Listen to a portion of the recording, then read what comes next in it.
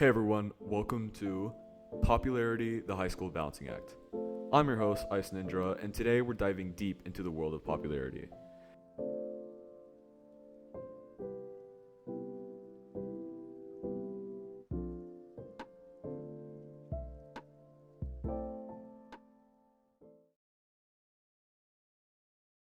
You know that thing where everyone seems to know your name, whispers follow you down the hallway, and you rule the lunch table?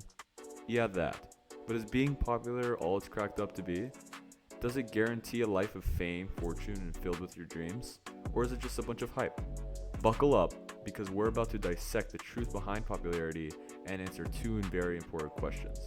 1. What is the surprising balance of risk versus reward in popularity? And, most importantly, does it even matter?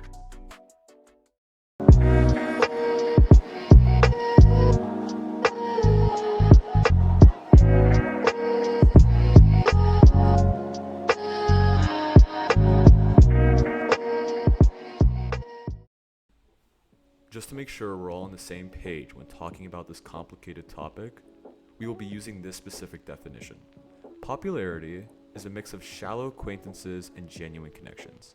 It's not so as if the ability to make social connections and to be socially active, but more so it is the status of someone putting lots of effort to establish many connections within a specific social sphere. To dumb it down, it means to try harder than the normal person to be friends with many people. I'm focusing in this specific video on the extroverted personality of someone who works hard to create an image of themselves in most of their peers' minds. Another metaphor you can think of it is like social currency. The more popular you are, the more opportunities will open to you, as you spend more and more time and consideration to place yourself in the state of being liked, admired, or supported by many people. Alright, now that we're done with the boring stuff, let's get to what's exciting. What does popularity bring to the table? Well, popularity being a popular word, we know that it must have some important meaning and use. However, when we look at movies and TV shows that it's used in, it always shows it as a negative side effect. However, in this video, I want to explain that popularity, although it can be negative at times, can also be positive. Think of it as today. In this generation, many people are expressing themselves on social media websites and spending effort to let everybody know who they are now. Although it might seem cringe and tacky, it does at the end of the line benefit them to posting themselves out there and letting people know who they are, and not only establish connections with people. It can earn themselves privileges that would be not accessible to the normal person, such as the ability to participate in multiple social events to be more attractive, and will guarantee you a safety net in which as well people will come to your rescue when you're in need. But also, like the movies and television, it encourages a sense of negativity. Now I know what you might be thinking. Why am I using negativity when I'm talking about the positives of it? Well, as you know, when someone is of the status of popular, of course they'll have connections, but they'll also have people who look down upon them. Now this is for anybody, but it is more so when you are popular. The negativity these people bring to the popular person can be beneficial if the person popular learns to take it as a lesson. Think of it. If you were backstabbed and betrayed in high school, you would be more careful later in life and less likely to be betrayed when you're an adult, where the stakes are higher. Another example of this is discovering the ability to be diplomatic and meet multiple different personalities' needs. To clarify, many popular people will have to be, as I said before, spend efforts to meet two different people's needs. And as everybody is different, they will have to learn how to speak in a way that meets multiple ideas and social beliefs. Now, popularity is like all good things. It has its downsides. Think as the example of meeting multiple people's needs, as a puzzle piece to connect with different puzzle pieces. You need to shapeshift your own puzzle piece. This means that every time you meet another person, which will be a lot if you're worrying about popularity, you'll be changing your personality over and over, which will have you lose self-identity. And for those who don't know, self-identity is something that brings confidence and helps you live a happy life. It's a necessity. Also, popularity causes you to constantly worry about being cool, and that will lead you to be exhausted and out of your mind. In fact, the research of Newport Academy proves that this can be a double-edged sword, as they suggest that chasing popularity can lead to anxiety and depression. So Hollywood doesn't lie about that.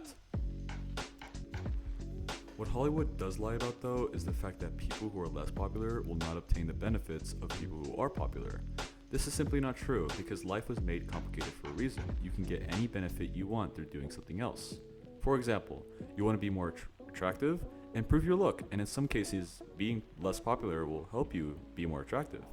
Also, if you wanted to participate in more social events, volunteering to help the event or being close friends with the event holder will be enough to place you in those social events rather than spending time making friends with everybody else. Popularity is like a door in a hallway. You can either open up the door and try your luck, or you can just keep walking down the hallway and not let it affect you. Truth is, you don't need popularity to thrive in high school or even in adult life. Focusing on passions and building genuine friendships with people who appreciate the real you is way more fulfilling.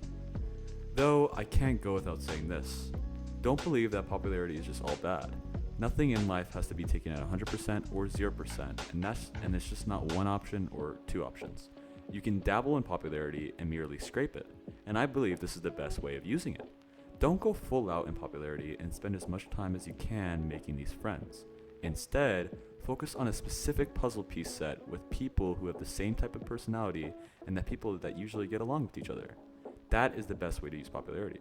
It's to create a circle where you and a bunch of other people can thrive and grow as a huge circle opposed to a single one with 3 or 5 people. Secondly, I recommend to take these big circles less seriously. Only use it when finding specific people for connections, and don't rely on it too much to actually enjoy your life. That will be the small circle's job, as doing that will eventually result in anxiety and depression as you keep changing your puzzle piece to match different persons. So, the bottom line, popularity is a choice, not a necessity. It can be a nice bonus, but it shouldn't define you. Focus on being the best version of yourself and the one your true friends love. Because those connections, the ones built on shared interests and mutual respect, the small circle, those are the ones that will last a lifetime. They'll be your cheerleaders, your shoulder to cry on, and your biggest supporters no matter what. Now, remember, a big circle along with a small circle is not so bad, as long as the big circle is not taken as seriously as that small circle. So ditch the pressure to be 100% popular and embrace your authentic self. High school is a time to explore, to make mistakes, and to find your tribe. And who knows, you might just end up way cooler than the popular crowd anyway. Until next time, stay awesome, and remember, you got this.